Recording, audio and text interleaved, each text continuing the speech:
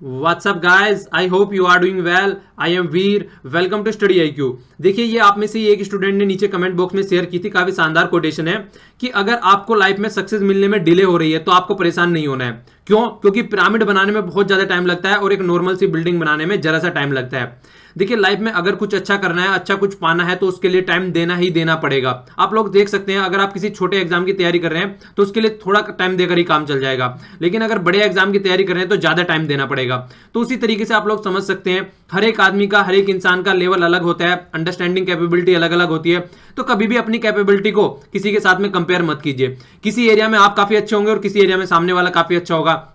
आप लोगों को बस फाइंड करना है कि किस एरिया में आप कमजोर हैं और उस एरिया में आपको ज्यादा वर्क करना है। ये आपकी स्ट्रेटजी होनी चाहिए। और अगर आप लोग डीले का एग्जांपल लेके चले तो कई सारे ऐसे बड़े बड़े एग्जांपल है। अगर आप अलीबाबा कंपनी का नाम ले, जो कि एक चाइना की बहुत बड़ी कंपनी है, तो जैक मा के द्वारा बनाई गई है ये कंपनी।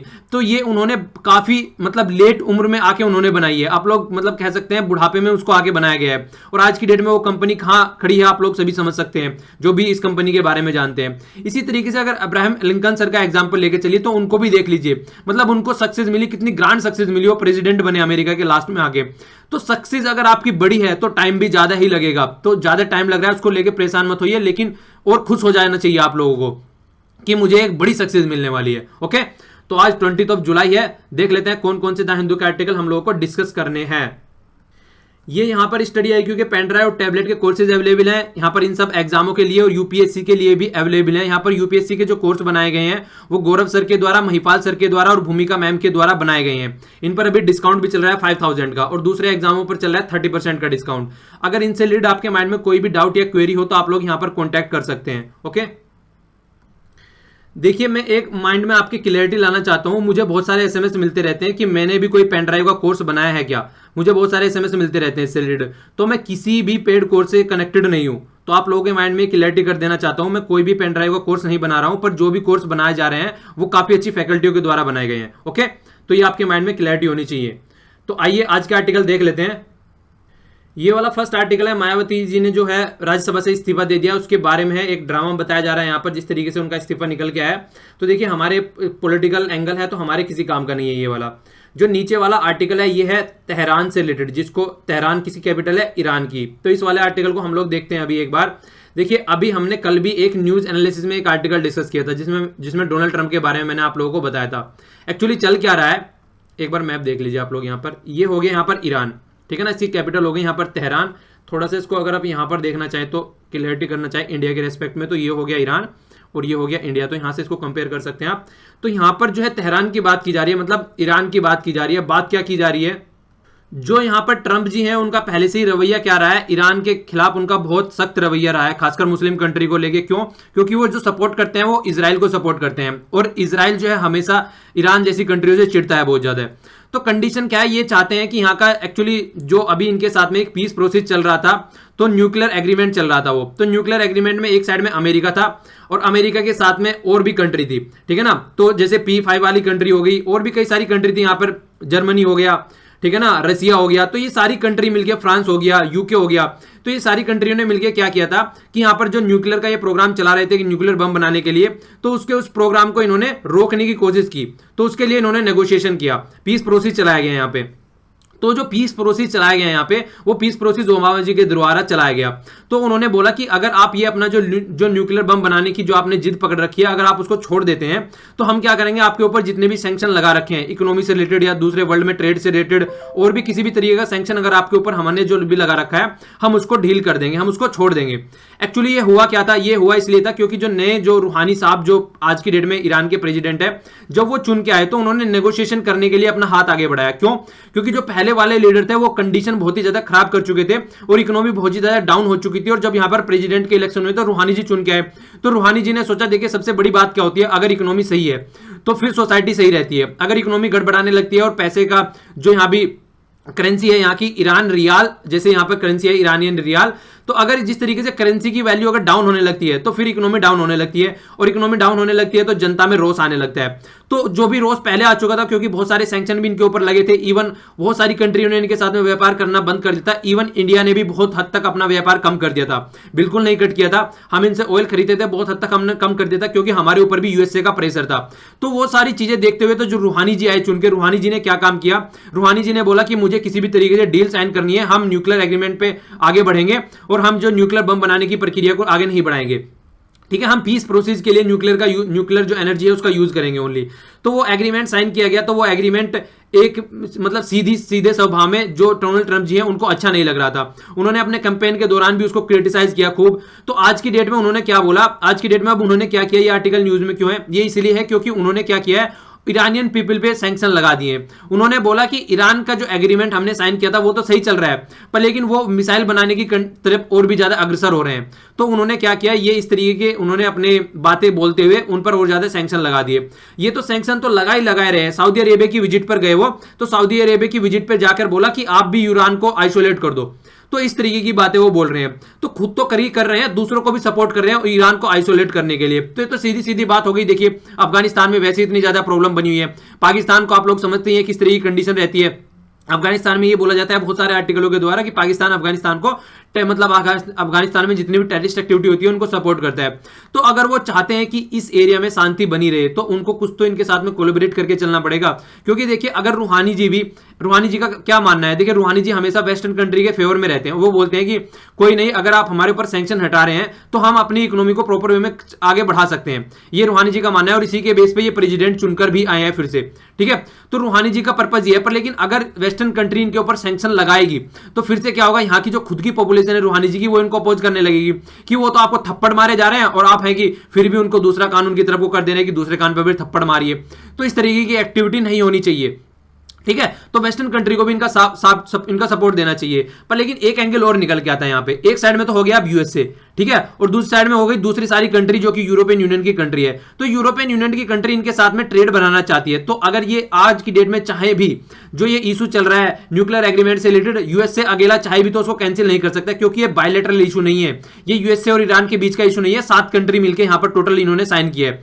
तो इसलिए हम नहीं कह सकते कि ओनली कि यूएसए चाहेगा तो इसको एग्रीमेंट को कैंसिल कर देगा। तो वही बात हो गई। तो यहां तो इनकी पार बसा नहीं रही है इस न्यूक्लियर एग्रीमेंट पे, वो अलग से सैंक्शन लगाना स्टार्ट कर रहे हैं और दूसरी कंट्री को बोल रहे हैं कि आप भी इनके ऊपर सैंक्शन इंपोज करो।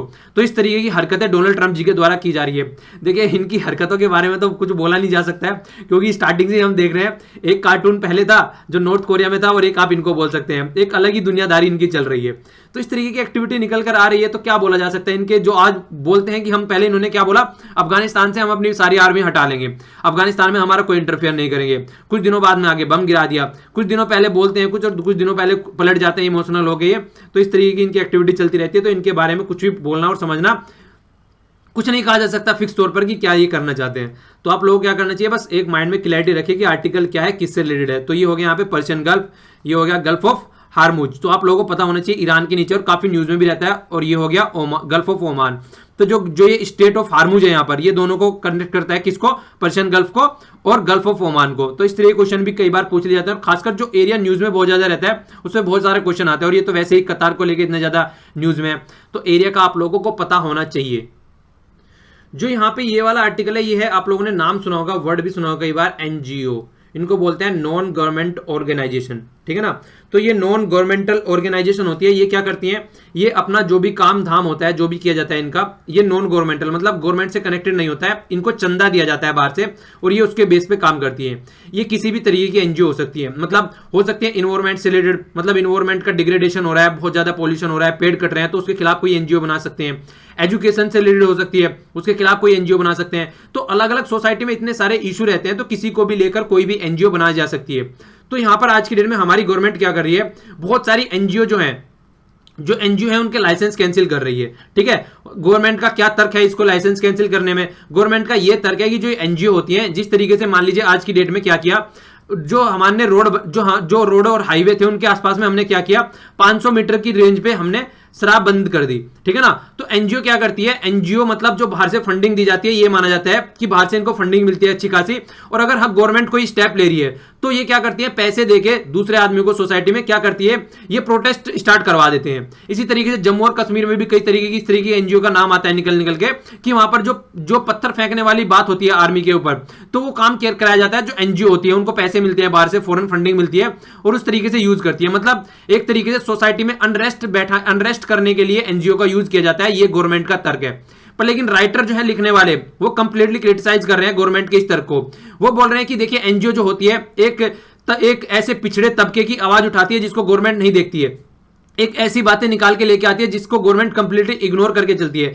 तो जो एनजीओ का व्यू होता है वो कंप्लीटली एक तरीके से सोसाइटी के पॉइंट ऑफ व्यू से होता है। अगर एजुकेशन का कोई फंडा है, हेल्थ का कोई फंडा है, या फिर ट्राइबल कोई इशू चल रहा है, जिस तरीके से बहुत सारे ऐसे बांध बनते हैं, उसकी वजह से क्या होता है, रिप्लेसमेंट कर दिया जाता है उस आसपास वाले एरिया में जो ट्राइबल आदमी रहते हैं, उनको दूसरी जगह पहुंचा दिया जाता है कि आप लोगों को यहां रहना है, ठीक है ना। तो रिहेबिलिटेशन जो होता है उनका दूसरी जगह कर दिया जाता है। तो इस तरीके के इशू लेके आते हैं, तो एनजीओ क्या करती है, इस तरीके के इशू उठाती है। तो ये बोल रहे हैं कि एनजीओ जो होती है एक तरीके से डेमोक्रेटिक, अगर हम सिस्टम बनाना चाहते हैं अच्छे लेवल पे, तो एनजीओ का सपोर्ट सिस्टम होती है।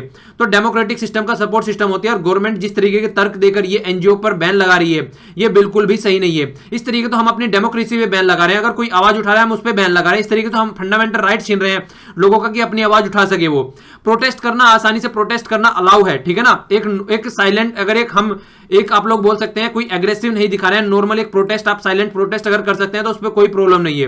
तो अगर इस तरीके का प्रोटेस्ट हो रहा है उसमें क्या गलती है। अगर कहीं पर मान लीजिए आपने arm force special power act लगा दिया और उसके खिलाफ कोई प्रोटेस्ट कर रहा है एक साइलेंट, तो उसमें क्या प्रॉब्लम है। तो ये इस तरीके की बातें बोल रहे हैं। तो जो एनजीओ है वो डेमोक्रेटिक सिस्टम की नींव है और आप लोग एनजीओ को इस तरीके से बैन नहीं कर सकते। इसके बाद में यहां पर थोड़ा सा बैकग्राउंड भी देते हैं कि एनजीओ निकल के कहां से आई, किस तरीके से एनजीओ का गठन करना स्टार्ट हुआ गया। स्टालिन का नाम आप लोगों ने सुना होगा, वो यूएसएसआर का भी नाम आप लोगों ने सुना होगा। तो यूएसएसआर में ये एक डिक्टेटर थे, स्टालिन जो थे वहां पे, ठीक है ना। स्टार्टिंग में फ्रीडम फाइटर थे, फिर डिक्टेटर टाइप के बन गए थे ये, जब इन्होंने रूल करना स्टार्ट किया। तो उस टाइम पे बहुत सारी सिविल सोसाइटी थी, बहुत सारे ऐसे इंसान थे, समझदार इंसान, उन्होंने मिलके एक अलग से क्या करना स्टार्ट किया। मान लीजिए कहीं बाहर चाय पे मिल रहे हैं तो वहां पे डिस्कशन करना स्टार्ट कर दिया, आराम आराम से इस तरीके से एक ग्रुप सा बनाना स्टार्ट कर दिया। मतलब स्टालिन जो भी काम कर रहा है वो किसी को अलाउ नहीं करता था कुछ भी बोलना, ठीक है ना। तो इस तरीके की बात जो वहां पर की जा रही थी, मतलब बिल्कुल डिक्टेटरशिप वाला काम करता था। आप बिल्कुल अगर समझना चाहें, माइंड में बैकग्राउंड बनाना चाहें इससे रिलेटेड, तो आप नॉर्थ कोरिया के जो लीडर हैं उनका एग्जांपल ले सकते हैं। तो उस तरीके का इनका बिल्कुल बिहेवियर था, मतलब कुछ भी नहीं बोल सकता कोई इनके खिलाफ, ये इनकी डिक्टेटरशिप थी। तो लोगों ने छुप छुप कर मिलकर एक ग्रुप में बात करनी स्टार्ट कर दी कि किस तरीके से सोसाइटी के वेलफेयर के लिए हमने सोचना है। तो वहां से एनजीओ के जो एक तरीके से कॉन्सेप्ट है, जो इस तरीके के ग्रुप के जो कॉन्सेप्ट निकल के आए, वो वहां से निकल के आए। तो ये तो स्टार्टिंग ही हुई है, जो एक डिक्टेटरशिप है उसके खिलाफ इनकी स्टार्टिंग की गई थी। तो आज की डेट में ये बोल रहे हैं जब स्टार्टिंग ही वहां से निकल के आ रही है नींव, जो डेमोक्रेसी को सेव करने के लिए, तो आप इनको किस तरीके से बैन कर सकते हैं। और देखिए एक तरीके से बोला जाता है कि चांद में भी दाग होता है, तो थोड़ी बहुत तो प्रॉब्लम हर जगह होती है। ऐसा थोड़ी ना है कि जरा सी प्रॉब्लम अगर कहीं है तो पूरी सारी चीजें बेकार है, ठीक है ना। तो इसी तरीके से यहां पर बात बोली जा रही है कि देखिए आप लोगों को कम से कम एक प्रॉपर वे में, जो एनजीओ गलत है उन पे आप बैन लगा रहे हैं, कोई बात नहीं है, उनका आप लोग ढंग से उसके बारे में देखिए क्या सही है क्या गलत है। पर लेकिन आप अंधाधुंध सब पर बैन लगा रहे हैं तो ये सही बात नहीं है। आप एक डेमोक्रेसी पर बैन लगा रहे हैं, डेमोक्रेसी पर धब्बा है कहीं ना कहीं। तो आप लोगों का जो खुद का डिसीजन है उसको आप लोगों को क्रिटिकली एनालाइज करना चाहिए, इनका कहने का मतलब ये है। ओके, जो नीचे वाला ये आर्टिकल है, ये यहाँ पर बायलैटरल इन्वेस्टमेंट ट्रीटी से रिलेटेड दे रखा है, और जो आर्टिकल है ये related to India and the Israel. तो इस वाले आर्टिकल को हम लोग देख लेते हैं। पहले उससे पहले आप लोग इजराइल को देख लीजिए, इजराइल कहाँ पे है। इजराइल जो पड़ता है वो यहाँ पे पड़ता है। इसके अलावा इसका बड़ा जूम करके मैप देख लेते हैं। ये वाला मैप हो गया इजराइल का, यहाँ पर आप लोगों को देखने को मिलेगा। इजराइल में ये वाला एरिया आप लोगों को पूरा जो ये वाला एरिया दिख रहा है, ये वाला इजराइल का हो गया। यहाँ पे डेड सी का नाम आप लोगों ने काफी बार सुना होगा। डेड सी क्यों कहते हैं, क्योंकि बहुत ज्यादा इसमें नमक एक तरीके से है यहाँ पर, मतलब इतना होता है कि यहाँ पर अगर आदमी सीधा लेट जाए तो वो डूबेगा नहीं। आप लोग समझ सकते हैं कितना वो है ये एक तरीके से, मतलब नमक वाला जो सी है ये यहाँ पर, ठीक है ना। बहुत ज्यादा डेंसिटी पाई जाती है यहाँ पर नमक की। ये गोलान हाइट होगी, बहुत ज्यादा न्यूज में भी रहती है, आप लोगों ने कई बार सुना होगा। तो ये बाकी स्टेट आप लोग जानती हैं, ठीक है ना। तो पैलेस्टीन वाला ये वाला एरिया वेस्ट बैंक हो गया, और ये गाजा स्ट्रिप हो गया, ये पैलेस्टीन वाला एरिया रहता है जो कि काफी न्यूज में भी रहता है। मेडिटेरेनियन सी हो गया, यहाँ पे इजिप्ट हो गया, रेड सी हो गया। ओके, तो इस तरीके से पहले इजराइल नहीं था, 1948 में इजराइल बनना स्टार्ट हुआ, तो यहाँ पे इस तरीके कंडीशन होती चली गई। तो इजराइल बना तो क्या हो गया, ये ग्रीन वाला एरिया है वो सिकुड़ना स्टार्ट हो गया, और व्हाइट वाला इजराइल है ये बढ़ना स्टार्ट हो गया। तो आज की डेट में ये मतलब बढ़ता ही बढ़ता जा रहा है। ये 2000 की कंडीशन है, आज 17 साल बाद में हो चुके हैं, ये और भी ज्यादा सिकुड़ चुका है। ओके, तो ये आप लोगों के लिए मैप हो गया अभी ये आर्टिकल न्यूज में क्यों है? देखिए, जो हमारे प्राइम मिनिस्टर हैं नरेंद्र मोदी जी, वो इजराइल की विजिट पर गए। तो इजराइल की विजिट पर गए तो यहाँ पर जो आर्टिकल ये निकल के आ रहा है, यहाँ पर बात बोली जा रही है कि बहुत सारे जो पंडित हैं, यहाँ पर बोला गया है, जो जो जो पंडित हैं, मतलब पंडित एक तरीके से इसलिए यूज कर लेते हैं कि एक वो नहीं होता है कहावत के तौर पर कि यार तुम तो पंडित बन गए अपने उसमें। तो इस तरीके से बोल रहे हैं, जो भी इन सब रिलेशन को देखते हैं, इंटरनेशनल रिलेशन या फिर इजराइल के रिलेशन को खासकर जो देखते हैं, जो उस तरीके के जो पंडित हैं, वो हमेशा अपनी आंख पर लेंस लगाकर देखते हैं पैलेस्तीन के इशू के साथ में कंपेयर करके इजराइल को, कि इजराइल और पैलेस्तीन को कंपेयर करके देखते हैं, जबकि ऐसा नहीं होना चाहिए। हमारी जो इजराइल के साथ में जो रिलेशन स्टार्ट हुए वो 1992 में प्रॉपर वे में स्टार्ट होने, आगे बढ़ने स्टार्ट हुए। उससे पहले जो रिलेशन थे, देखिए हमने क्या किया है, हमेशा इजराइल को सेग्रीगेट करने की कोशिश, मतलब हमेशा इजराइल को उस लेवल पर आकर हम बाहर सपोर्ट करने की कोशिश नहीं की है। जैसे मैंने आप लोगों को एग्जांपल भी दिया था, ये बिल्कुल ऐसे थे जैसे गर्लफ्रेंड और बॉयफ्रेंड मिले और फैमिली को पता ना चले, ठीक है। मतलब ये था कि हमेशा जो बात किया करते थे वो इस तरीके से किया करते थे कि वो सबके सामने खुल के ना आए। तो उस तरीके का इनका दोनों का रिलेशन था। मतलब वो एक दूसरे को सपोर्ट अच्छे से करते थे, पर लेकिन पब्लिक में नहीं लाना चाहते थे अपने रिलेशनशिप को। तो बिल्कुल उसी तरीके से इनकी रिलेशनशिप चल रही थी। पर लेकिन जो हमारे प्रेसिडेंट है, हमारे प्राइम मिनिस्टर है नरेंद्र मोदी जी, उन्होंने जाके अपना रिलेशन सबके सामने रख दिया कि इजराइल जो है, हमारा और इजराइल का रिलेशन ऐसा ऐसा है और हम छुप छुप कर नहीं मिलेंगे, ठीक है। तो इन्होंने ऐसा बोला, तो मोदी जी ने बोल दिया सीधा जाके कि प्यार किया तो डरना क्या। ओके, तो ये अपना रिलेशन सामने निकाल के लेके आएंगे। तो ये बोल रहे हैं कि देखिए, हमको उसके एंगल से, तो पैलेस्तीन के एंगल से बिल्कुल नहीं देखना चाहिए। हमारे और इजराइल के रिलेशन काफी अच्छे हो सकते हैं, काफी एरिया में हम लोग वर्क कर सकते हैं। ओके, तो यहाँ पर बताने की कोशिश कर रहे हैं। पर लेकिन उसके साथ साथ में ये जो पूरा आर्टिकल है, ये घूमता है किसके इर्द गिर्द, बायलैटरल इन्वेस्टमेंट ट्रीटी। इसको मैं अभी बताऊंगा, पहले एक बार देख लेते हैं। ये बोल रहे हैं कि हमको इजराइल के साथ में अच्छे रिलेशन और ज्यादा लेवल पर लेके जाना चाहिए, क्योंकि अगर 1992 की बात लेके चले, वहां पे 200 मिलियन का हमके इनके साथ में व्यापार था। पर लेकिन 2016 में अगर देखें तो 4 बिलियन, यहां पर देखिए मिलियन है और यहां पर बिलियन हो गया है। तो इतना ह्यूज आज की डेट में इनके साथ में हमारा व्यापार हो चुका है, और ये लगभग 2000% 25 साल में बढ़ा है। तो देखिए, इस तरीके से देखा जाए तो हमारा व्यापार बहुत ही ज्यादा इनके साथ में बढ़ रहा है। दूसरी साइड में क्या बोल रहे हैं, दूसरी साइड में ये बोल रहे हैं, जो एफडीआई की बात कर रहे हैं, एफडीआई का इनफ्लो इतना है आज की डेट में, ये बहुत ही कम है। हालांकि देखा जाए 0.04% एफडीआई का इनफ्लो है जो कि इंडिया में हो रहा है, उसके कंपेयर में काफी कम है ये। मतलब ओनली इतने परसेंट है जो कि इजराइल से आ रहा है। तो हम इसको आगे अच्छे लेवल पर ले जा सकते हैं, आगे अच्छे लेवल पर बढ़ा सकते हैं। तो हमारे साथ में वर्क करने के कई सारे पोटेंशियल है इजराइल को अगर देखा जाए। रिन्यूएबल एनर्जी में इजराइल काफी अच्छा है, हमारी हेल्प कर सकता है। वाटर मैनेजमेंट में काफी अच्छा है। वाटर मैनेजमेंट में अच्छा क्यों हो गया, क्योंकि देख लीजिए खुद यहाँ पर कोई भी कंट्री अगर इस तरीके के सी के पास में है, सी फेसिंग कंट्री है, तो कुछ ना कुछ उसके पास में टेक्नोलॉजी मिलेगी किस तरीके से वाटर को उसको यूज करना है, ठीक है ना। इसी तरीके से जो हम लोगों ने देखा है वो आप लोग देख सकते हैं, मतलब नीदरलैंड का, ठीक है ना। नीदरलैंड का भी इसी तरीके का एग्जाम्पल देखने को मिलता है। वो भी एक तरीके से जो पानी का यूज करने में काफी एक प्रोडक्टिव यूज पानी का वो भी करते हैं। तो इजराइल भी काफी प्रोडक्टिव यूज करते हैं और रिसाइकल पानी का बहुत ज्यादा करते हैं ये, ठीक है ना। तो साइकिल बना के चलते हैं पानी की। तो इसी तरीके से इंडिया को काफी कुछ यहाँ पर एक तरीके से सीखने को मिल सकता है। और इसके अलावा डिफेंस में तो आप लोग देखिए, इजराइल जो है रसिया और यूएसए के बाद में तीसरा लार्जेस्ट पार्टनर है हमारा इजराइल को अगर देखा जाए तो, ठीक है ना। रसिया हो गया और यूएसए हो गया और फिर इजराइल, तो तीसरा लार्जेस्ट पार्टनर है। तो कितना ज्यादा हम इनसे एक तरीके से डिफेंस के जो प्रोडक्ट है इनसे खरीदते हैं। और सबसे बड़ी बात क्या है, जो सबसे अच्छी बात है इजराइल के रिलेशन में डिफेंस से रिलेटेड अगर मैं बात करूं तो वो ये है, अगर हम रसिया से और यूएसए से अगर कोई डिफेंस का प्रोडक्ट खरीदते हैं तो वो टेक्नोलॉजी ट्रांसफर नहीं करते हैं। इजराइल हमेशा हमको टेक्नोलॉजी ट्रांसफर करने की भी शर्त रखता है हमारे साथ में, कि टेक्नोलॉजी भी ट्रांसफर की जाती है, ठीक है ना। तो इजराइल के साथ में जो हमारे रिलेशन है वो मोर प्रोडक्टिव है और मोर प्रोग्रेसिव है as compare to other country in the area of defence sector. अगर हम ये लेकर चले तो ये काफी अच्छा रिलेशन इनके साथ में है। और अगर देखा जाए तो मध्य प्रदेश में अभी एक प्लांट भी सेट किया गया है जो छोटे स्मॉल जो आर्म्स होते हैं उनको मैन्युफैक्चर करने के लिए। तो सबसे बड़ी बात क्या है, देखिए हमारा बहुत ह्यूज इन्वेस्टमेंट रहता है डिफेंस के ऊपर, और उस इन्वेस्टमेंट को हम क्या करते हैं, सारा खरीदते हैं। अगर हम मैन्युफैक्चरिंग में अपना लगाना स्टार्ट कर दें तो एक तो हम डिपेंडेंट हो जाएंगे। कल को मान लीजिए हमारा किसी कंट्री के साथ में रिलेशन खराब हो गया, और हमसे रसिया को या यूएसए को ही ले लीजिए, हम उनसे इतने सारा डिफेंस अपना इक्विपमेंट खरीद रहे हैं, उनके साथ में रिलेशन अगर खराब हो जाने कल को, तो क्या होगा, हम तो कंप्लीटली एक लेग से हेल्पलेस हो जाएंगे। तो इसी तरीके से अगर हमारे खुद के मैन्युफैक्चरिंग बनाने की कंपनी रहेंगी तो हम उनको बोलेंगे भैया बनाओ दबा के, क्योंकि हम दूसरी कंट्री से नहीं खरीद रहे हैं। तो एक तरीके से डिपेंडेंसी दूसरी के ऊपर खत्म हो जाएगी। तो इजराइल इस एरिया में देखा जाए तो काफी हमारी हेल्प कर सकता है। पर लेकिन अब जो घूम फिर के बात आती है वो है बायलैटरल इन्वेस्टमेंट ट्रीटी। अब पूरा आर्टिकल आगे इसके ऊपर चलेगा, ठीक है। तो इसको देखते हैं हम क्या है। देखिए, बायलैटरल इन्वेस्टमेंट ट्रीटी एक इस तरीके की ट्रीटी है कि मान लीजिए एग्जाम्पल लेके चलता हूं। देखिए मान लीजिए आप लोग यहां पर मैप देखिए, एक मिनट तब ज्यादा समझ में आएगा। अपनी कंट्री में ही मैप लेके चलता हूं मैं। ये हो गया यहां पे राजस्थान, ठीक है ना। और यहां पे आप लोग ले लीजिए, ये ले लीजिए तेलंगाना।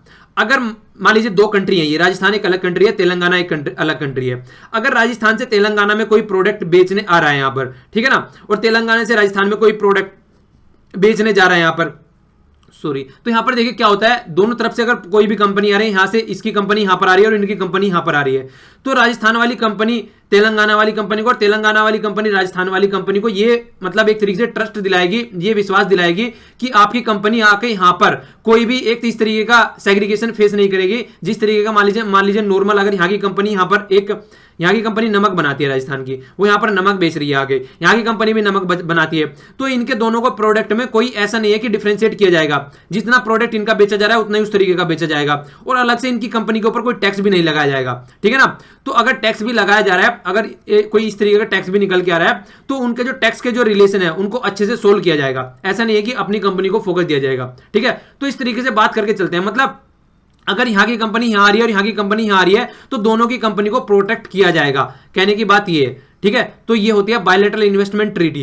तो बायलैटरल इन्वेस्टमेंट ट्रीटी जो है हर एक कंट्री की अलग अलग है, तो यहां पर जो डिफरेंस दिखाने की कोशिश की जा रही है इन बायलैटरल इन्वेस्टमेंट ट्रीटी में ही दिखाने की बात की जा रही है। क्या बोल रहे हैं कि देखिए अगर हम हिसाब लेकर चलें इजराइल और इंडिया के साथ में, तो 1996 में बायलैटरल इन्वेस्टमेंट ट्रीटी निकल के आई, ठीक है। तो जो बायलैटरल इन्वेस्टमेंट ट्रीटी निकल के आई वो तो उस टाइम पे निकल के आई, पर आज की डेट में हम बहुत सारी कंट्री के साथ में बायलैटरल इन्वेस्टमेंट ट्रीटी लगभग 58 हमने कैंसिल कर दिया, डिसकंटिन्यू कर दिए।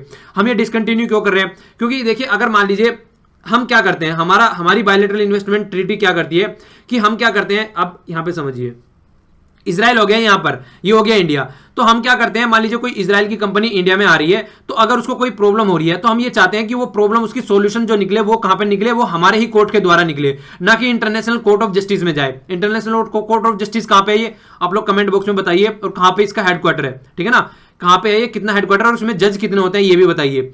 तो ये बात बोली जाती है कि मतलब हम क्या चाहते हैं कि कोई भी सॉल्यूशन निकले तो वो कंपनी यहीं पर रहे, वो बाहर ना जाए आर्बिट्रेशन के लिए, मतलब समाधान निकालने के लिए। इजराइल में क्या है, इजराइल में उल्टा है कि अगर कोई भी प्रॉब्लम हो रही है, अगर यहां पर बाहर की कंपनी को, हमारी कंपनी को कोई प्रॉब्लम हो रही है, तो 6 महीने तक तो वो यहां रह सकती है, उसके बाद में 6 महीने तक अगर उसका कोई सोल्यूशन नहीं निकल रहा है तो वो बाहर जा सकती है। इंडिया में क्या है, 5 साल तक उसको यहीं पर ही रहना है, उस कंपनी को, अगर 5 साल तक कोई सोल्यूशन नहीं निकल रहा है तब वो बाहर जा सकती है। तो 5 साल में तो देखिए 5 ईयर एक गवर्नमेंट चेंज हो जाती है 5 साल में। तो इस तरीके की बहुत सारे ऐसे इशू हैं जो कि इजराइल की बायलैटरल ट्रीटी में और हमारी बायलैटरल ट्रीटी में कंप्लीटली डिफरेंस है। तो उनको दोनों को किस तरीके से सॉल्यूशन किया जाए, तो ये बोला जो फंडामेंटल डिफरेंसेस है बायलैटरल ट्रीटी में उसका किस तरीके से सॉल्यूशन निकल जाए, तो उसकी बात ये कर रहे हैं। अब डिफरेंसेस सारी बताने की कोशिश कर रहे हैं, ये देखिए क्या क्या बता रहे हैं। आर्बिट्रेशन होता है मध्यस्थता, ठीक है, अगर कोई इशू फेस कर रहे हैं तो बता क्या रहे हैं। तो सबसे पहले स्टार्ट कहां से कर रहे हैं देख लेते हैं। 4 इशू यहां पे इन्होंने डिस्कस किए यहाँ पे, तो 4 इशू में आप लोगों को बताऊंगा इजराइल में क्या है और इंडिया में क्या है, दोनों में डिफरेंस क्या है। ओके, तो यहां पे 4 बातों पे डिस्कस किया गया। पहली बात क्या है, टाइम को लेके, अगर किसी को कोई प्रॉब्लम हो रही है हमारी इजराइल में, तो 6 महीने तक तो इजराइल की कोर्ट के द्वारा वहां पे रिजोल्यूशन किया जाएगा, उसका मध्यस्थता की जाएगी, सुधारने की कोशिश की जाएगी, उसके बाद में वो बाहर जा सकते हैं। इंडिया में 5 साल तक है, उसके बाद में कोई बाहर जाने की बात कर सकता है। तो पहली बात पे तो यही दोनों की एक तरीके से अपोजिट हो गया। दूसरी बात क्या है, जब एफडीआई की बात आती है, ठीक है ना, जब एफडीआई की बात आती है तो एफडीआई में देखिए 2 बातें होती हैं, एक तो होता है एफडीआई, ठीक है ना, फॉरेन डायरेक्ट इन्वेस्टमेंट, एक होता है पोर्टफोलियो। तो इन्होंने ये दोनों ढंग से डिफाइन किया है यहां पर कि क्या क्या होता है, ये ढंग से डिफाइन किया है। बायलैटरल इन्वेस्टमेंट ट्रीटी के तहत हमने कुछ भी ऐसा ढंग से डिफाइन नहीं किया है, मतलब हम अपने हिसाब से अपना कर लेते हैं, जो भी आ रहा है हम उसको देख लेते हैं, इसको एफडीआई में डालना है या इसको एफआईआई में डालना है, इस तरीके की बात निकल के आती है। दूसरी क्या है, मोस्ट फेवरेट नेशन। अगर इजराइल की बात करें तो वो कोई भी डिस्क्रिमिनेट नहीं करते हैं, बहुत कम डिस्क्रिमिनेट करते हैं। अगर बाहर की किसी कंट्री के साथ में यहां पर कोई ट्रेड कर रहे हैं और उनका कोई यहां पर प्रोडक्ट बेचने के लिए आ रहा है, इंडिया में ऐसा ये जो मोस्ट फेवरेट नेशन का जो ये क्लोज है, हमारी जो बायलैटरल इन्वेस्टमेंट ट्रीटी है उसमें बिल्कुल रखा ही नहीं गया है। इसके अलावा क्या बोलते हैं, टैक्स की बात कर रहे हैं। देखिए वहां पर कंप्लीटली डिफाइन कर रखा है इजराइल में कि कहां पर क्या टैक्स लगना है बायलैटरल ट्रीटी में, और या टैक्स भी नहीं लगना है अगर कोई इस तरीके से बाहर से आ रहा है। इंडिया में ऐसा कुछ नहीं है, टैक्स वाला पूरा सिस्टम ही हमने बायलैटरल इन्वेस्टमेंट ट्रीटी से बाहर रखा है। मतलब अगर हम कभी गुस्से में आए किसी कंपनी के खिलाफ तो हम उस पर कितना भी टैक्स इंपोज कर सकते हैं। तो ये इस तरीके की बात क्या है, इस तरीके की बात इनसिक्योर कर देती है अगर कोई इजराइल से हमारे यहां पर इन्वेस्टमेंट करने आ रहा है। तो यही बात बोली गई कि हमको भी अपना ये बायलैटरल ट्रीटी चेंज करनी पड़ेगी।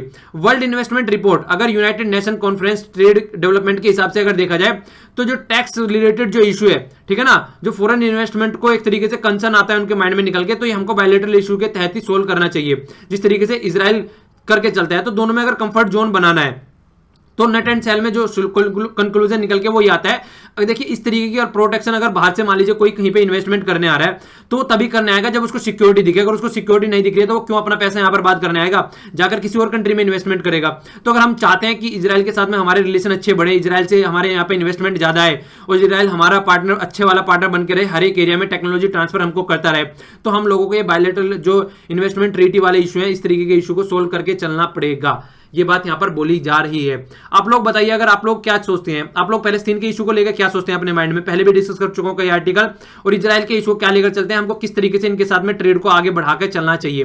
तो आप लोग अपना आंसर अपने व्यूज नीचे लिख सकते हैं। ओके, ये साइड वाला जो आर्टिकल है यहाँ पे पानी से वाटर सेव करने के लिए है। देखिए जैसे मैं आप लोगों को बोलता रहता हूँ वाटर तो सेव आप लोगों को करना ही चाहिए, जहां पर भी आप लोगों को लगे वाटर सेव करना चाहिए तो आप लोगों को वाटर सेव करना चाहिए। तो यहाँ पर क्या बोली गई है, थोड़ा सा एंशिएंट टाइम की बात कर रहे हैं। देखिए क्या होता था आज की डेट में, जिस तरीके से हम वाटर सेव करने की बात करते हैं, पुराने टाइम में भी इंस्क्रिप्शन बोलते हैं इनको, शिलालेख, मतलब इस तरीके से जो दीवारें होती हैं उन पे गाड़ गाड़ कर लिख देना। तो इस तरीके की इंस्क्रिप्शन जो रहती है, तो पुराने टाइम पर भी इंस्क्रिप्शन लिखी जाती थी मंदिरों की दीवारों पर। मंदिरों की दीवारों पर तमिलनाडु में भी बोल रहे हैं देखने को मिलती है इस तरीके की दीवारें, जहां पर इंस्क्रिप्शन खुदी हुई है और वहां पर बताया जाता है कि किस तरीके से हमको पानी सेव करना चाहिए। तो पुराने टाइम में भी अगर देखा जाए तो पुराने टाइम से भी हमको सीखने को मिलता है कि पानी हमको सेव करना चाहिए। ये प्रॉब्लम आज की नहीं है, पुराने टाइम से चलती हुई आ रही है। तो वाटर को हमको सेव करके चलना चाहिए, इतना ज्यादा उसको बेकार नहीं करना चाहिए। ओके, जो नीचे वाला आर्टिकल है ये प्लास्टिक के बारे में है। आज की डेट में अगर हम लोग देखें मार्केट में भी जाते हैं तो प्लास्टिक की पॉलिथीन हम लेके आते हैं वहां से। हर एक चीज अगर देखा जाए, कोई पैकिंग देख लीजिए वो प्लास्टिक में, मतलब हर एक चीज पॉलिथीन वगैरह प्लास्टिक में सब में रहती है। तो ये बोल रहे हैं कि प्लास्टिक अगर इसी तरीके से चलती रही, देखिए प्लास्टिक क्या होती है, अगर मान लीजिए आपने प्लास्टिक कहीं पे फेंक दी, वो हजारों सालों तक ऐसी पड़ी रहती है, वो गलती नहीं है। पॉलिथीन वगैरह प्लास्टिक वगैरह जो हो गई तो एक नॉन डिग्रेडेबल आइटम है। तो इस तरीके से जो आज की डेट में जो चल रहा है, ये सेकंड वर्ल्ड वॉर के बाद में ये इस तरीके का नॉन डिग्रेडेबल आइटम मार्केट में आना स्टार्ट हुआ। और आज की डेट में आप लोग कहीं पर भी देख लीजिए, किसी भी रोड पर देख लीजिए, किसी भी नुक्कड़ चौराहे पर देख लीजिए, आप लोगों को दुनिया भर की पॉलिथीन और प्लास्टिक पड़ी हुई मिलेगी, बोतलें। ठीक है, तो ये जो इस तरीके का है, अगर आपको सोल्यूशन निकालना है आने वाले टाइम में, वरना आप लोगों ने देखी शक्तिमान भी आया करता था, ठीक है ना। तो शक्तिमान आप लोग देखा करते थे, उसमें भी एक याद है मुझे, काफी टाइम हो गए, तब हम लोगों ने देखा था कि उसमें भी एक पूरा प्रोग्राम था, उसका एक पूरी सीरीज थी प्लास्टिक के ऊपर, किस तरीके से प्लास्टिक हमारी सोसाइटी को बर्बाद कर सकती है। तो हालांकि वो एक सीरियल था, पर लेकिन अगर इसको एक रियलिटी के बेस पे देखा जाए तो आने वाले टाइम में हमको कोई बीमारी की जरूरत नहीं पड़ेगी, क्योंकि हमने इतना बड़ा भंडार बना दिया है प्लास्टिकों का इकट्ठा कर करके कि इसी की वजह से इतनी ज्यादा बीमारी हो जाएगी कि हम सोसाइटी को सही नहीं कर पाएंगे। क्योंकि प्लास्टिक को अगर जलाया जाता है ना तो इतनी जहरीली गैस इससे निकल के आती है कि हम आने वाले टाइम में अपनी ही कब्र खुद खोद रहे हैं, अगर हम इस तरीके से प्लास्टिक का जो यूज है अगर इसी तरीके से करते रहे। देखिए सजेशन यही निकल के आता है, अगर मार्केट में जाएं आप लोग तो खुद का एक थैला रखिए, खुद का एक बैग रखिए, जिसमें आप लोग सामान लेके आ सकते हैं। पॉलिथीन को, अगर सबसे बड़ी बात क्या होती है, हम लोग सोचते हैं कि प्लास्टिक बैन कर दे, गवर्नमेंट बंद कर दे, बनाना बंद कर दे तो हम यूज करना बंद कर देंगे। अगर हम लोग उसको यूज करना बंद कर दे तो वो अपने आप ही बैन हो जाएंगी ना। तो हम लोगों को इस तरीके के स्टेप लेने चाहिए, और हर एक कंट्री में इस तरीके के स्टेप लिए भी जा रहे हैं आज की डेट में। हम अगर आगे निकल के आए, दिल्ली में भी देखा जाए तो प्लास्टिक बैन है, कई सारे स्टेट में प्लास्टिक बैन है, पर लेकिन देखने को कहीं नहीं मिलता है, सब आराम से यूज कर रहे हैं, खुलेआम यूज कर रहे हैं। तो अपना जूट के बैग लेना स्टार्ट करें, जिससे हमारे जो किसान है जो जूट लगाते हैं उनको भी फायदा हो जाएगा। तो प्लास्टिक को हमारे हाथ में है कि हम कितना चाहें उसको यूज कर सकते हैं और कितना उसको कम कर सकते हैं। तो ये हमारे हाथ में, अगर हम इसको चाहें तो कंप्लीटली बंद कर सकते हैं। तो देखिए अगर आप लोग चाहें तो अच्छा एक डिसीजन ले सकते हैं कि आज से मुझे पॉलिथीन बैग यूज नहीं करना है। वो अलग चीज है, जैसे दूध की थैली आप लोग लेके आते हैं वो यूज कर सकते हैं, पर लेकिन अगर मान ले मार्केट से आप वेजिटेबल लेके आ रहे हैं तो उसके लिए बैग ले सकते हैं आप लोग, ठीक है ना। मार्केट से कुछ भी ऐसी चीज लेके आ रहे हैं तो जहां पे आप लोग थैले का यूज कर सकते हैं तो थैला यूज करिए, नॉर्मल कपड़े का हो सकता है या फिर जूट का हो सकता है, तो वो ज्यादा बेटर है, हमारे इन्वायरमेंट को भी सही करने में फायदा करेगा। तो कम से कम इस तरीके के स्टेप आप लोग यहां से सीखे और आसपास वाले एरिया में दूसरों को भी सिखाए, जिससे दूसरों को भी फायदा हो उससे, ठीक है। तो इस तरीके से हम लोगों को आगे आना है निकल के, इसको कम से कम सोल्यूशन देखिए, जो हमारे लेवल पे सोल्यूशन है वो तो कर सकते हैं ना। गवर्नमेंट जो अपने लेवल पे सोल्यूशन करेगी वो गवर्नमेंट को करना है, पर अपने लेवल पे हम लोग जो कर सकते हैं वो हम लोगों को करना चाहिए। नीचे वाला आर्टिकल बॉन्ड मार्केट से रिलेटेड है। जिस तरीके से आज की डेट में हमारी बॉन्ड मार्केट काफी बढ़ती रहती है, क्योंकि हमारे यहाँ पर बहुत ज्यादा इन्वेस्टमेंट आता है, और बॉन्ड मार्केट ऐसी है कि इन्वेस्टमेंट आ गया तो बढ़ गई, नहीं इन्वेस्टमेंट आया तो घट गई। तो ये कंप्लीटली हमारे जो इनफ्लो हो रहा है हमारे यहाँ पे। और सबसे बड़ी बात यह है आज की डेट में प्राइवेट जो इन्वेस्टमेंट है इंफ्रास्ट्रक्चर में वो घटते ही घटते जा रहे हैं। तो सब क्या सोचते हैं कि बॉन्ड मार्केट में जाकर लगा दो, क्योंकि वहां से तो प्राइवेट जो वैसा इंफ्रास्ट्रक्चर है, प्रोजेक्ट है, वहां से तो वैसे ही रिटर्न नहीं आ रहे हैं। हम लोगों ने कल भी आर्टिकल बहुत अच्छे से डिस्कस किया था इस तरीके का। तो देखिए रिवीजन करते रहा कीजिए, रिवीजन करेंगे तो आर्टिकलों में ज्यादा कुछ देखने को नहीं मिलेगा, आप लोग रिवीजन अच्छे से करेंगे तो थोड़ा सा कनेक्टिंग आगे मिलेगा। वो अलग चीज है कि मैं सारी बातें बताता रहूंगा, पर आप लोगों को भी एफर्ट डालना चाहिए। ओके, ये वाला आर्टिकल काफी अच्छा आर्टिकल है, किसान से रिलेटेड है, किस तरीके से फार्मर का लोन माफ किया जाता है, पर लेकिन ये बोल रहे हैं कि लोन माफ नहीं करना चाहिए हम लोगों को। तो यहाँ पर ये पिक्चर भी आप लोगों को देखने को मिलेगी, किसान कितनी दुर्दशा में रहते हैं हमारे यहाँ पर। तो यहां पर बोली क्या गई है, जो लोन माफ करते हैं उससे दूर सोचने की आप लोगों को जरूरत है। लोन माफ पर आपकी जिंदगी आकर रुक गई है। बहुत सारे स्टेट आते हैं, यूपी के चीफ मिनिस्टर ने लोन माफ कर दिया, महाराष्ट्र, कर्नाटक, तेलंगाना, तो बहुत सारे ऐसे सामने निकल के आ रहे हैं जो अपना लोन माफ कर रहे हैं। तो यहाँ पे बात बोली जा रही है कि लोन माफ जो करना, वो आपका सोल्यूशन जो आप लोगों ने निकाल रखा है वो सही नहीं है। तो स्टार्ट कहां से करते हैं, आप लोग आदमियों को इतना कैपेबल बनाओ कि वो अपना लोन खुद दे सकें, ना कि उनसे लोन माफ करना। लोन माफ करना तो एक तरीके से भीख हो गई ना। तो ये बोल रहे हैं आर्टिकल लिखने वाले कि लोन माफ करने के बजाय उनको इतना मतलब एक तरीके से सक्सेसफुल बनाओ कि वो आगे निकल के आए और अपना लोन खुद दे सके। ठीक है, और देखिए कई सारे इन्होंने यहाँ पे इसके बारे में नेगेटिव बातें लिखी हैं कि किस तरीके से आप लोग लोन माफ करते हैं और उसका क्या इंपैक्ट पड़ता है, उसका नेगेटिव इंपैक्ट भी बहुत ज्यादा पड़ता है। तो ये बात बोल रही है। तो स्टार्ट कहां से करते हैं, देखिए 85% आज की डेट में देखा जाए हमारे यहाँ पर ऐसे फार्मर है जिनके पास में जो जमीन है वो 5 एकड़ से कम है, और उनमें से 67% फार्मर जो है उनका जो लगभग एवरेज जो निकल के आता है वो 1 एकड़ निकल के आता है, जो कि बहुत कम है। एक मार्जिनल फार्मर आप लोग इनको बोल सकते हैं। ठीक है, तो इस तरीके से अगर देखा जाए आप इनको अगर ढंग से फैसिलिटी प्रोवाइड कराएं तो वो ज्यादा बेटर है, क्योंकि अगर देखा जाए तो यहां पर क्या बोला गया कि आधे से ज्यादा एरिया को तो इरिगेशन की फैसिलिटी नहीं मिलती है। ठीक है, और जो बचा कुचा है उसको मार्केट और वेदर बेकार कर देता है, वेदर बेकार रहता है और मार्केट में जो उनको ढंग से प्राइस नहीं मिल पाता है, बचा कुचा काम जो है वहां से कंप्लीट हो जाता है। तो इसलिए फार्मर की जो कंडीशन इस तरीके की बन जाती है तो उनको सुसाइड करना पड़ जाता है। तो कहीं ना कहीं एक पार्ट इसमें गवर्नमेंट का भी है, गवर्नमेंट का भी एक पार्ट है यहाँ पे, क्योंकि गवर्नमेंट जो है वो ढंग से फैसिलिटी प्रोवाइड नहीं करा पाती है। तो ये क्या बोला गया आगे अगर देखा जाए तो यहां पर बोला गया नेशनल सैंपल सर्वे। तो उसके हिसाब से देखा जाए तो situation assessment survey of agriculture house hold की इन्होंने रिपोर्ट निकाली, तो उसमें 13.9% हाउस होल्ड जो है वो नेगेटिव रिटर्न, मतलब इतने सारे परसेंट हाउस होल्ड को तो अगर वो जितना इन्वेस्टमेंट खेतों में करते हैं उसका उनको रिटर्न भी नहीं मिल पाता है, मतलब जितना उनको खर्च किया है उतना भी नहीं मिल पाता है, प्रॉफिट को तो छोड़ दीजिए। तो इसलिए बहुत सारा बर्डन उनके ऊपर पड़ता है। तो डेब्ट बर्डन की बात करें, देखिए होता क्या है आज की डेट में, मान लीजिए कोई किसान है तो वो क्या करेगा, वो फर्टिलाइजर खरीदेगा, सीड खरीदेगा, इसके अलावा डीजल लगाएगा अपना, इसके अलावा लेबर लेके आएगा, तो बहुत सारा उसको इन्वेस्टमेंट करना पड़ता है। तो ये तो अलग से हो गया, ये इन्वेस्टमेंट कर दिया। इसके बाद में क्या है, बच्चों की एजुकेशन है, हेल्थ है, और भी बहुत सारी सोशल सेरेमनी, शादी वगैरह हो गए, तो और भी कई सारी बातें होती हैं। तो उनके मार्केट में प्राइस उनके बढ़ते जा रहे हैं, और जितना ये इन्वेस्टमेंट कर रहे हैं उनका इनको रिटर्न नहीं मिल रहा है, तो सुसाइड करना ही सीधा ऑप्शन बचता है। और क्या करे बेचारा, जितना इन्वेस्टमेंट कर रहा है वो बच नहीं रहा है और अपनी फैमिली का पेट पाल नहीं रहा है। तो क्या बात निकल के आती है, तो सीधी सीधी ये आर्टिकल लिखने वाले बोल रहे हैं तो सुसाइड ही करेंगे फार्मर।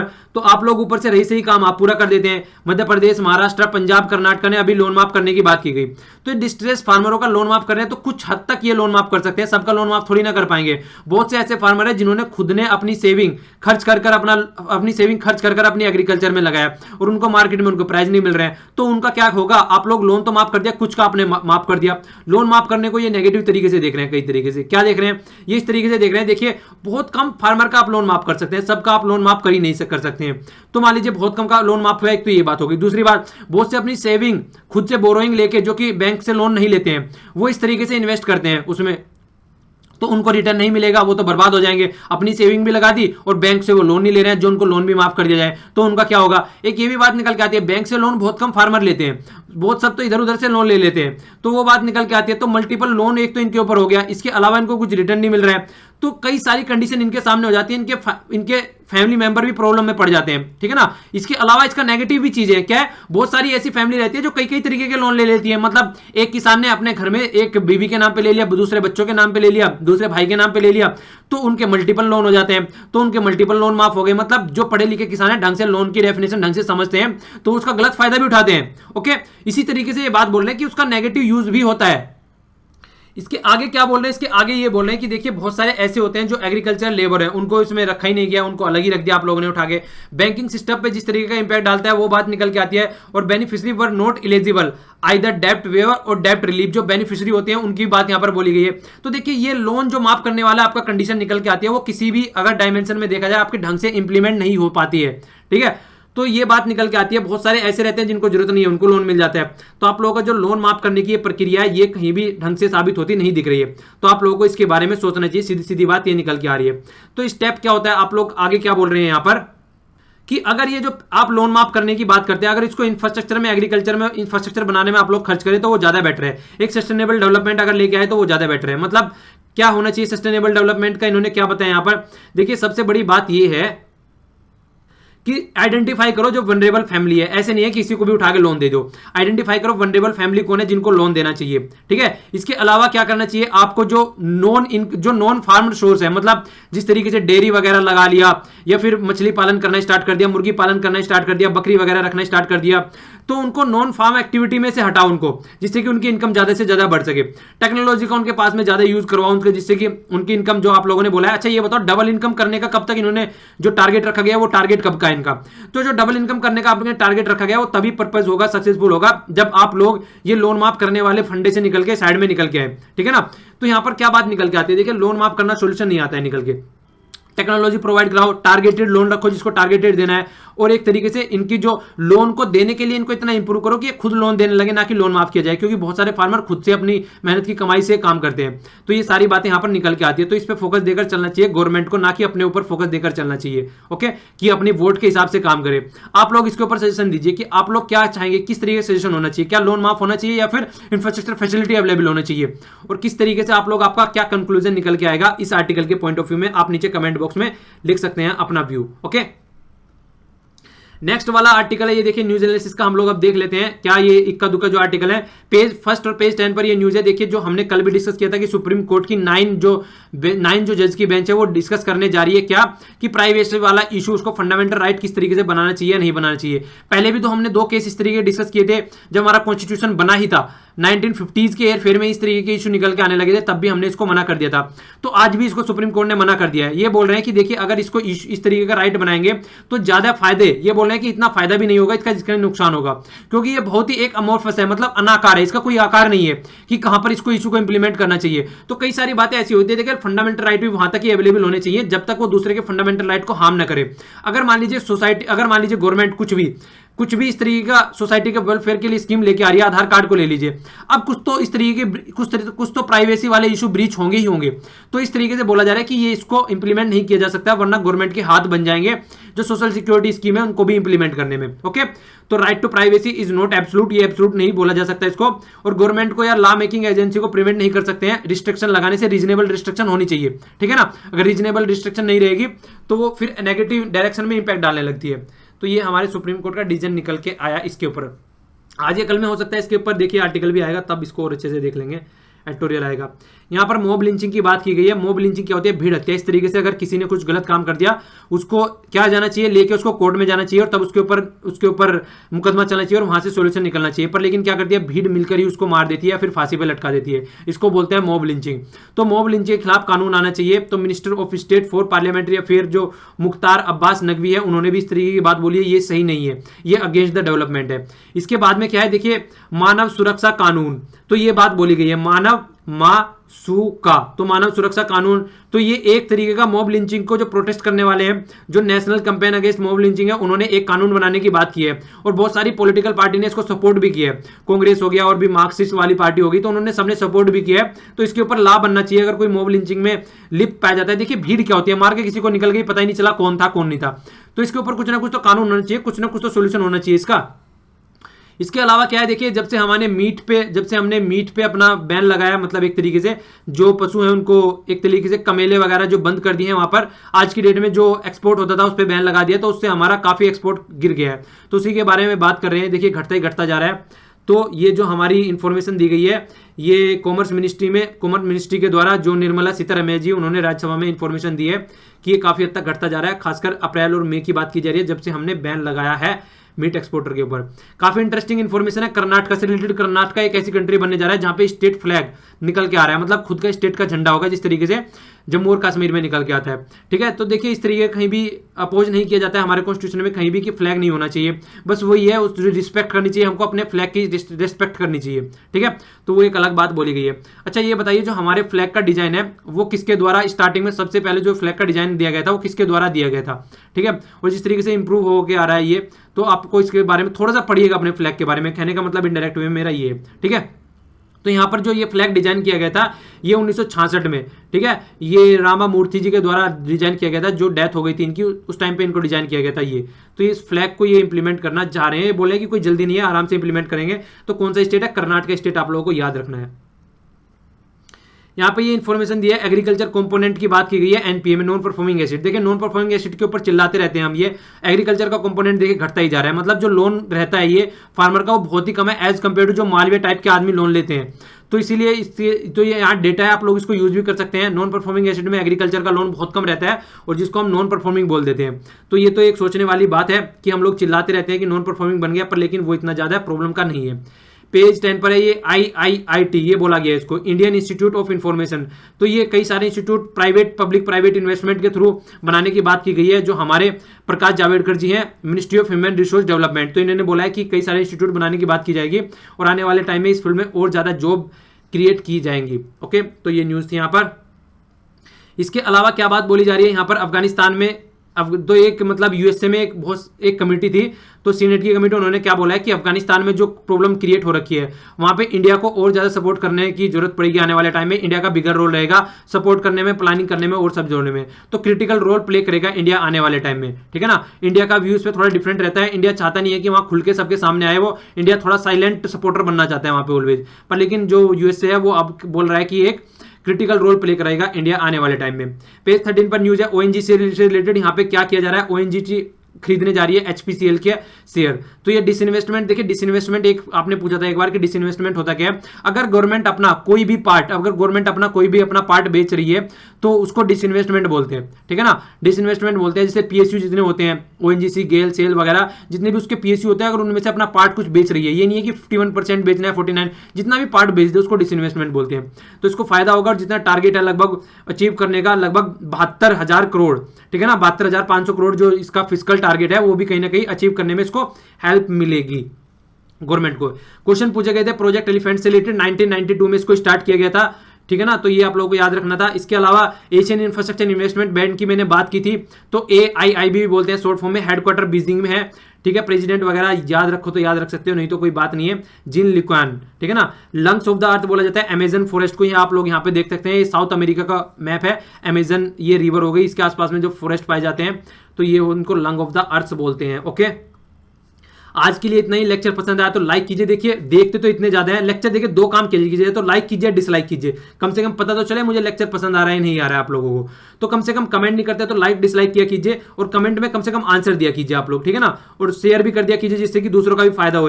मतलब पता तो लगना चाहिए ना कि आप लोगों को पसंद आ रहे हैं नहीं पसंद आ रहे हैं लेक्चर। तो उसके लिए लाइक करने में कितना टाइम लगता है, डिसलाइक कर दीजिए, और जो डिसलाइक करते हैं नीचे कमेंट बॉक्स में लिखिए भी डिसलाइक क्यों किया। तो इस तरीके कम से कम इतना तो काम कर सकते हैं, 1 सेकंड लगती है आप लोगों को। ओके, तो thanks a lot for listening. आज के लिए इतना ही। जय हिंद।